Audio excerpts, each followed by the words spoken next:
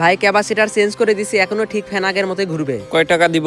ভাই বেশি না, 70 টাকা। তুমি একদিন আমার বাসায় যেও তো। কেন ভাই, কোনো সমস্যা হয়েছে নাকি? আর বলো না, ফ্রিজের কি যেন হয়েছে, তুমি গিয়ে দেখে এসো। আচ্ছা ভাই, সময় করে যাবনি। তোমাকে টাকাটা দেই, এই নাও। ও, আপনি 30 টাকা পাবেন। টাকা দেওয়া লাগবে না। টাকা দেওয়া লাগবে না? তুমি তো আমার বাসায় কাজে যাবেই। আচ্ছা ভাই। আচ্ছা, আমি তাহলে গেলাম। আবার আসবেন। ভাই সব কাস্টমার তো ওই জোবাইরের দোকানে যাচ্ছে, সেটাই তো দেখতেছি। এখন কি করবেন? কি যে করিস সেটাই ভাবতেছি। দোকান ভাড়া বাকি, তোকে এখনো বেতন দেইনি। এইভাবে চললে হবে না, কিছু একটা করা লাগবে। গুলটে, হ্যাঁ ভাই। আমি নামাজ পড়তে গেলাম, তুই একটু দোকান দেখে রাখিস। আচ্ছা ভাই। আর হামিদ ভাইয়ের ফোন ডয়ারে ঠিক করে রাখছি, এলে দিয়ে দেস। ঠিক আছে ভাই, টাকা নেবো কি? টাকা নেওয়া লাগবে না, টাকা দিয়ে গেছে। ঠিক আছে ভাই, ফোন দেবো নি। আমি তাহলে গেলাম।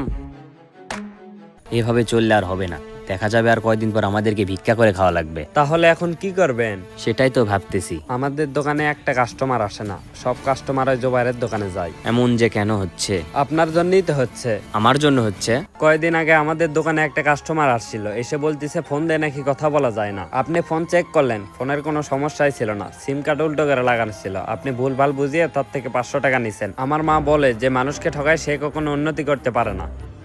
5 মাস হলো আপনার দোকানে আমি কাজ করি, আমি দেখছি আমাদের দোকানে যে কাস্টমার একবার আসছে সে কখনো দ্বিতীয়বার আসেনি। এর কারণ কি? কারণ আমরা কাজ করি কম, পেমেন্ট নেই বেশি। এখন কি করব সেটা বল। ভাই আপনি যদি ব্যবসা ভালোভাবে করতে চান তাহলে জোবাইরকে ওই বাজার থেকে সরানো লাগবে। বাজার থেকে সরানো তো সম্ভব না, অন্য কোনো উপায় ভাব। অন্য কোনো উপায়? ভাই আমার কাছে একটা বুদ্ধি আছে। বল দেখি। চলেন ভাই আমরা কবিরাজের কাছে যাই। কবিরাজের কাছে গিয়ে কি করবি? তুই তো ভালো বুদ্ধি দিছিস। চলেন ভাই এখনই যাই। চল। জীবনে যতই খারাপ অবস্থায় থাকিস না কেন, কোনো সময় হতাশ হবি না। সব সময় ওই উপর আল্লাহর উপরে ভরসা করবি। আচ্ছা, আপন মানুষ যদি শত্রুতা করে তাহলে কি করবি? একটা কথা মাথায় রাখবি, ক্ষতি কিন্তু আপন মানুষেরাই বেশি করে। শত্রুর মধ্যে বসবাস, মনে হয় গ্রাম থেকে চলে যায়। তুই যদি সঠিক পথে থাকিস আর ওই উপর আল্লাহ যদি তোর পাশে থাকে, তাহলে কেউ কোনোদিন তোর ক্ষতি করতে পারবে না। তা অবশ্য ঠিকই বলছিস। যেমন আমাকে দেখ, কোনোদিন কাউকে পাশে পাইনি, না পাইছি দাদার ভালোবাসা, না পাইছি দাদির ভালোবাসা, কোনোদিন ফুবুকে পাশে পাইনি, চাচাকে পাশে পাইনি। শত্রুদের সাথে বসবাস করে আজকে এত দূর। ধৈর্য ধর, সবকিছু ঠিক হয়ে যাবে। তোর দোকান কেমন চলতিছে? আলহামদুলিল্লাহ ভালোই চলতেছে, কিন্তু মাঝে মধ্যে দুই একটা মানুষ বাকিতে কাজ করায়, টাকা দিতে দেরি করায়। তোকে দেখে খুব ভালো লাগে, হাজারো কষ্টের মধ্যে নিজেকে গুছিয়ে নিছিস। বন্ধু, জীবনে সফলতা অর্জন করতে গেলে অনেক কষ্ট করতে হবে। চল চা খাওয়াই। কাজ কাম তো ভালোই করতেছিস, এবার বিয়ে শাদী কর। মেয়ে খোঁজে। ভাই কবিরাজ তো বললো তাবিজটি দোকানের ভিতরে রাখতে হবে, এখন কিভাবে রাখবেন? একটা কাজ করি, গুলটেকে বলি। আপনার কি মনে হয় গোলটাকে বললে গোলটা রাখবে? কিছু টাকা দেব। আমার মনে হয় না গোলটাকে কাজ করবে। তাহলে যে কিভাবে রাখা যায়? ভাই আপনি কোনো একটা কাজে ওর দোকানে যান, গিয়ে রেখে আসবেন। এভাবে কি রেখে আসা যায়? অন্য কোনো উপায় ভাব। অন্য কোনো উপায়?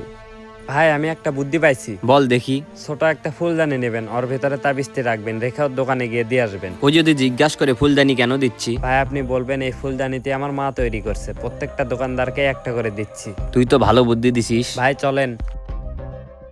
500 টাকাতে ফ্যান ঠিক করলাম, এখন আর ঘুরতেছে না। কার কাছে ফ্যান ঠিক করছিস? কার কাছে? আবার রাজুর কাছে। তুই কি আর মানুষ পাসনি? কেন ভাই? ও তো কাজ ভালোভাবে করে না, শুধু বেশি টাকা নাই। এখন কি করি বলেন তো? তুই একটা কাজ কর, রাজুর কাছে যাস না, জুবাইরের কাছে যা, আমি ওখান থেকে সব কাজ করি। রাব্বি ভাইয়ের কাছে চার্জার কয় টাকা বিক্রি করছিস?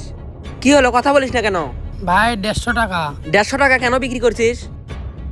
এই প্রোডাক্টটি আমাদের কিনা 80 টাকা, তুই 100 টাকা বিক্রি করবি, 150 টাকা কেন বিক্রি করছিস? ভাই আপনার তো লাভই হয়েছে। আমার লাভ হয়নি, উল্টো আরো লস হয়েছে। ভাই লস কেমনি হলো? 80 টাকার জিনিস 150 টাকা বিক্রি করলাম। আমি এখানে ব্যবসা একদিনের জন্য করতে আসিনি। রাব্বি ভাই যদি জানতে পারে তুই চার্জারের দাম বেশি নিছিস, তাহলে কি আর এখানে আসবে? আর যেন এরকম না হয়, ধর এটা রাখ।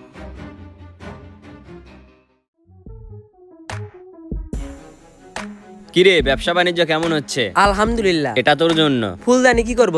এই ফুলদানি আমার মা বানাইছে, প্রত্যেকটা দোকানদারকে একটা করে দিচ্ছি। কি বলিস? এত সুন্দর ফুলদানি তোর মা বানাইছে? আমার তো বিশ্বাসই হচ্ছে না। দোকানের সামনে সাজিয়ে রাখিস, আমার মা খুশি হবে। অবশ্যই সাজিয়ে রাখবো, ফুলদানিটি অনেক সুন্দর হয়েছে। আচ্ছা থাক, তুই কাজ কর। আচ্ছা যা। তাবিজ করেও তো কোনো কাজ হলো না, সব কাস্টমার ওর দোকানে। বুঝতে পারছি সততার সাথে ব্যবসা করা লাগবে। আসলেই ভাই যার পাশে আল্লাহ আছে তার কখনো ক্ষতি করা যায় না।